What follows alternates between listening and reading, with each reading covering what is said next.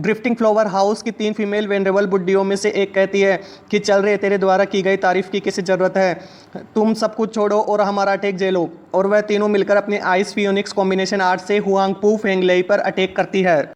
तभी हुआंगपू फेंगले कहता है, हम ये स्किल वास्तव में बहुत खतरनाक है पर मेरे लिए नहीं। और इतना कहकर हुआंगपू आइस फियोनिक्स के कॉम्बिनेशन मूव को एक हाथ से डिस्ट्रॉय कर देता है और कहता है कि हम पहला अटैक। इतना कहने के तुरंत बाद ही एकदम से उसके सामने आइस एनर्जी विस्फोट होती है और वह बर्फ में जम जाता है। इसको देखकर उसके साथी लोग भी चौंक जाते हैं और चिल्लाते हैं, हाई वेनरेबल।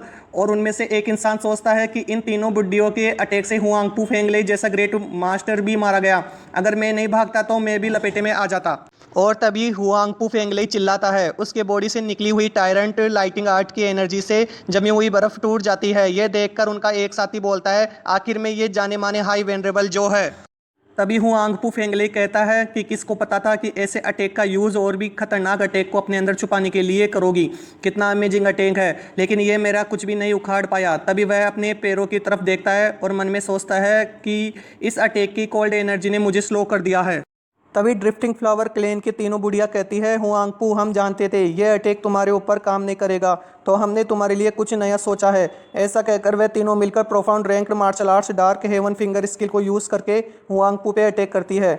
और उनमें से एक बुढ़िया हंसती हुई कहती है कि हुआंगपू फेंगले, तुम क्या ये सोच रहे थे कि सिर्फ कॉम्बिनेशन आर्ट्स वाला मूव ही तुमको हराने के लिए हमारा लास्ट मूव है। और वह जोर से हंसती है और हुआंगपू उस बुड्ढी की तरफ गुस्से से देखता है। तभी वह बुढ़िया कहती है, मेरी तरफ ऐसे मत देखो, इस अटैक से बचना इम्पॉसिबल है। वैसे भी आइस फियोनिक्स वाले अटैक की कोल्ड एनर्जी तुमको जमा रखी है और तुम्हारे बॉडी के अंदर वाली आइस एनर्जी ने तुम्हारी युआन की को सील कर दिया है, जिसकी वजह से हमारा डार्क हेवन फिंगर वाला अटैक फर्स्ट अटैक के साथ मिलकर तुम्हारी बॉडी को पूरे तरीके से जमा देगा।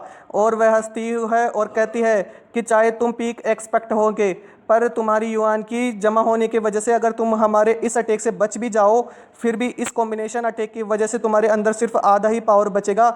हुआंगपू फेंगले, ये सब तुम्हारी वजह से हुआ है।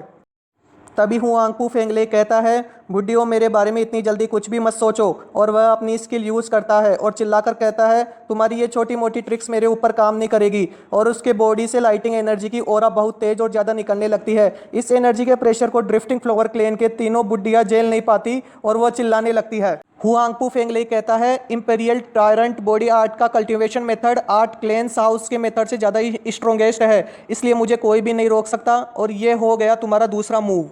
तभी ड्रिफ्टिंग फ्लावर हाउस की एक बुढ़िया कहती है, सिस्टर हमारे पास यूज़ करने के लिए एक और चांस बचा हुआ है, तो तुमने क्या सोच रखा है। तभी दूसरी बुढ़िया कहती है कि सोचना क्या है, हमारी पीक स्किल्स में से हम सिर्फ वही यूज कर सकते हैं। तभी तीसरी बुढ़िया कहती है, चलो ठीक है, इसको यूज करते हैं। और वह चिल्लाती है और कहती है, हुआंगपू फेंगले, तुम्हें तुम्हारे शब्द तो याद है ना, तुमने कहा था कि हम तुम पर 3 अटैक मूव यूज कर सकते हैं, तो ये लास्ट अटैक बचा है जो हम अब यूज करने जा रहे हैं। हुआंगपू फेंगले कहता है कि ठीक है, करो अटैक। और तीनों बुड्ढिया एक दूसरे के हाथ पकड़कर कहती है, हमारे पास हमारी लाइफ को यूज़ करने के अलावा हमारे हाउस के लिए अब हमारे पास कुछ भी नहीं बचा। और वह तीनों मिलकर हुआंगपू पर अटैक करती है। तभी हुआंगपू फेंगले कहता है कि ये सिंपल पॉल्म अटैक तुम्हारा लास्ट मूव था, इसके पीछे कोई भी स्किल नहीं है, इसके जरिए तुम मेरे को चोट नहीं पहुंचा सकते, तुमने तुम्हारा आखिरी चांस वेस्ट कर दिया। तभी ड्रिफ्टिंग फ्लावर हाउस की एक बुढ़िया हंसते हुए कहती है, थैंक यू सर हुआंगपू फेंगले, हमारे को 3 फ्री चांस देने के लिए, बट ये पॉल्म अटैक लास्ट अटैक का सिर्फ आधा भाग था। तभी हुआंगपू फेंगले चिल्लाता है, तुम सेल्फ डिस्ट्रक्शन कर रही हो। और बुढ़िया अपने माइंड पे हाथ रखकर कहती है कि हाँ, ये हमारा लास्ट मूव है, डेथ बिफोर डिसऑनर। और वह तीनों बुढ़िया सेल्फ डिस्ट्रक्ट हो जाती है।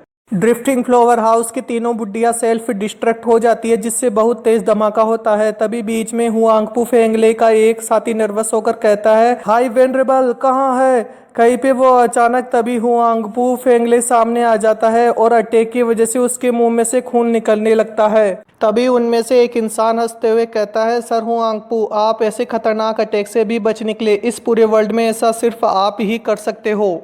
तभी हुआंगपू फेंगले कहता है, उन बुड्ढियों ने ऐसा क्यों किया, आखिर में उन्होंने ऐसा क्यों किया।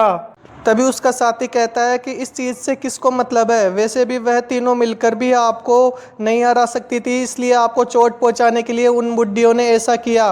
पर किस्मत की बात है, उनकी ये ट्रिक्स भी आपका कुछ नहीं उखाड़ पाई, आप अभी भी वन पीस है। और वह हंसता है और कहता है, वो 3 बुड्ढियाँ बिना किसी काम के ही मर गई। तभी हुआंग पुफेंगले कहता है, नहीं तुम्हारी सोच गलत है। जो रेडियंट पीक का एक्सपर्ट होता है उसके लिए उसकी लाइफ बहुत मायने रखती है। चाहे कुछ भी हो, वह अपनी लाइफ की सेफ्टी का सबसे पहले ध्यान रखता है। वह अपनी लाइफ को कभी भी खतरे में नहीं डालता जब तक उसके पास कोई भी उम्मीद ना बची हो। और वह तीनों बुड्ढियाँ ड्रिफ्टिंग फ्लावर हाउस के अर्रे को मेरे ऊपर यूज़ करके आसानी से भाग सकती थी, पर यह सब जानते हुए भी उन तीनों ने अपनी जान दे दी। तभी उसका साथी कहता है, शायद उनके दिमाग में भूसा भरा पड़ा था। हुआंगपू फेंगले कहता है, ये तुम अलग तरीके से भी कह सकते हो। हुआंगपू फेंगले कहता है, ड्रिफ्टिंग फ्लावर हाउस सिर्फ वुमेन्स की डोमेन होते हुए भी अब तक सिर्फ बातों से ही सर्वाइव नहीं कर पाई। जरूर उनमें कुछ तो बात है जिसकी वजह से वो इतनी पावरफुल है। तभी उसका साथी कहता है कि हाई वेनरेबल, अब हम उन पर अटैक नहीं करेंगे क्या? तभी हुआंगपू फेंगले कहता है, अरे मूर्ख, क्यों नहीं, उन पर हम जरूर हमला करेंगे, पर ये तुम्हारी प्रॉब्लम है। मैं अपनी जख्मी बॉडी को ठीक करने जा रहा हूँ। बिल्कुल भी पागलपंती मत करना, ध्यान से अटैक करना। ड्रिफ्टिंग फ्लावर हाउस की वुमेन्स को कम मत समझना, वो बहुत खतरनाक है। तभी उसका साथी अपने दूसरे साथी यान बोंगोंग से पूछता है, इस अर्रे का क्या करे, इसको कैसे तोड़े? यान बोंगोंग कहता है कि इसके बारे में मुझसे मत पूछो, सर में दर्द होने लगता है। और वह सभी मिलकर ड्रिफ्टिंग फ्लावर हाउस के अर्रे पर अटैक करना शुरू कर देते हैं। इधर हुआंगपू फेंगले के अटैक की वजह से ड्रिफ्टिंग फ्लावर हाउस की एक वुमेन बेहोश होने के बाद होश में आती है। तभी वहां से एक लड़की जिसका नाम पियोनी होता है, वह चिल्ला के बोलती है, आंट ताओ, ग्रैंड मदर उठ गई। तभी आंट ताओ कहती है कि तुम्हारी ग्रैंड मदर की इंजरी ठीक तो हो गई है, लेकिन और वह लड़की बीच में बोलती है, तो क्या? तभी ताओ नाम की बुढ़िया कहती है कि रेनबो क्लाउड पाम पॉइजन को रिमूव करना मेरे बस की बात नहीं, ओनली सिर्फ पिल किंग हाल वालों के पास ही एंटीडोट होता है।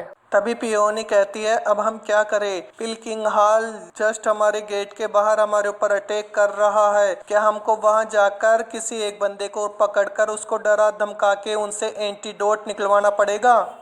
तभी ड्रिफ्टिंग फ्लावर हाउस की एक वुमेन कहती है, पियोनी तुम्हें नर्वस होने की कोई ज़रूरत नहीं। रेनबो क्लाउड पाम पॉइजन के एंटीडोट पे अभी तक सिर्फ पिल किंग हाल का ही हक था। सिर्फ वो लोग अभी तक इस पॉइजन का एंटीडोट रखते थे। पर क्या तुम भूल गई? जुओफेन ने 100 पिल मीटिंग के टाइम उसने इस एंटीडोट को क्रिएट कर दिया था, और ग्रैंड मदर, आंट ताओ और बहुत अपने सिस्टर को उसने बचाया था। अब तो पिल किंग हाल का टॉप एल्केमिस्ट विसियस पिल किंग भी लुओ क्लैन के अंदर है। जुओफेन के जैसे दोस्तों की अभी भी हमें बहुत ज़्यादा ज़रूरत है, और उसके होते हुए हमें किसी भी पॉइजन से डरने की ज़रूरत नहीं। तभी ताओ नाम की बुढ़िया कहती है, हाँ, हमारी सिर्फ उससे एक बार मुलाकात हो जाए और ग्रैंड मदर ठीक हो जाएगी। तभी पियोनी कहती है कि उस बिल्ली ने हमारा प्रीशियस हेयरलूम चुरा लिया है, हम उस पर कैसे विश्वास कर सकते हैं? तभी ग्रैंड मदर कांपती हुई उठकर बोलती है कि अच्छा होगा आगे जाकर वह हेयरलूम लौटा दे। बट उसने नहीं लौटाया तो, और उस पर पॉइजन का साइड इफेक्ट होने लगता है। वह कहती है, हमें सब भूलकर आगे बढ़ना चाहिए। अगर ड्रिफ्टिंग फ्लावर हाउस को बचाने के लिए हमें कॉम्प्रोमाइज़ तो करना ही पड़ेगा। हमें जुओफेन जैसे दोस्तों की अभी बहुत ज़्यादा ज़रूरत है। क्या मतलब ट्रेजर वापस लेने का, अगर हमारी सिटी ही बच नहीं पाई और वहाँ लाशों के ढेर पड़े हो? पियोनी कहती है, तो तुम लुओ क्लैन की हेल्प लेना चाहती हो?